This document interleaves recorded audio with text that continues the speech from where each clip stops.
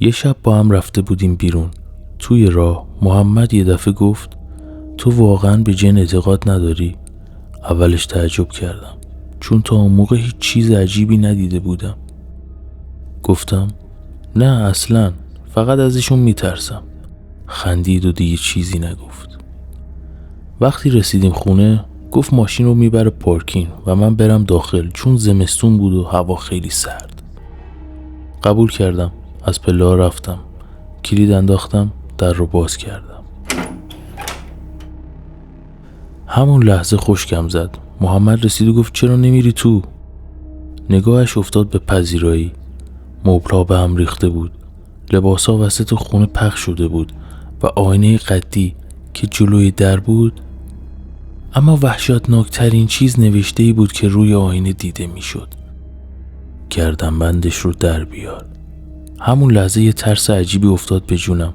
حس می‌کردم یکی غیر از محمد پشت سرمه. وقتی برگشتم انگار خود محمد هم متوجه ترسم شد.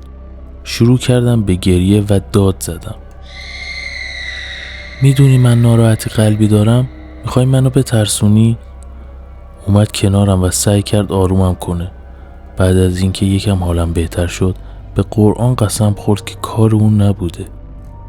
راستم میگفت، چون وقتی با هم دوباره رفتیم داخل خونه کاملا مرتب بود. انگار نه انگار چیزی شده. یه هفته از اون ماجرا گذشت اما محمد خیلی نگران به نظر می رسید. تا اینکه یه روز رفتم اتاقش رو دیدم. داشت با یکی حرف می زد. وقتی وارد شدم هیچ کس اونجا نبود. پرسیدم با کی حرف می زدی؟ مدام به یه گوشه اتاق نگاه می کرد، بعد به من. یهو داد زد نه اون زنمه. باشه. اون لحظه بدترین حس دنیا رو داشتم. از ترس قلبم رو حس نمی کردم.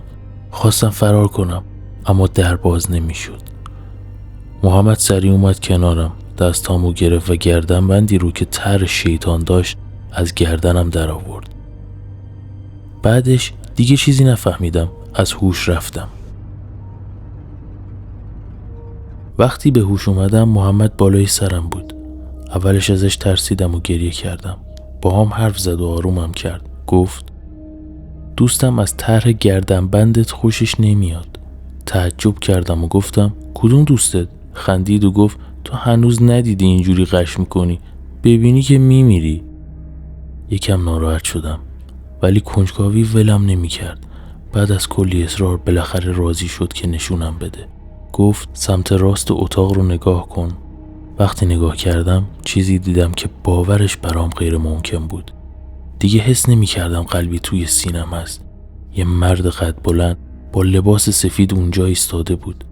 صورتش خیلی عادی به نظر می رسید اما پاهاش شبیه سم اسب یا گوسفند بود. محمد گفت دلوین اون دوست منه، میتونه دوست تو هم باشه، فقط از گردنبندت بدش اومده بود وگرنه هیچ آسیبی بهت نمیرسونه. همه چیز برام شبیه خواب شده بود. شاید اگه هر کسی دیگه جای من بود همون لحظه میمرد، مخصوصا با ناراحتی قلبی. اما انگار یه نیروی الهی بود که باعث میشد هنوز نفس بکشم. عجیبتر این که اصلا ازش نمیترسیدم و حس بدی هم نداشتم. خلاصه بخوام بگم الان حدود 1 ساله که اون رو میبینم.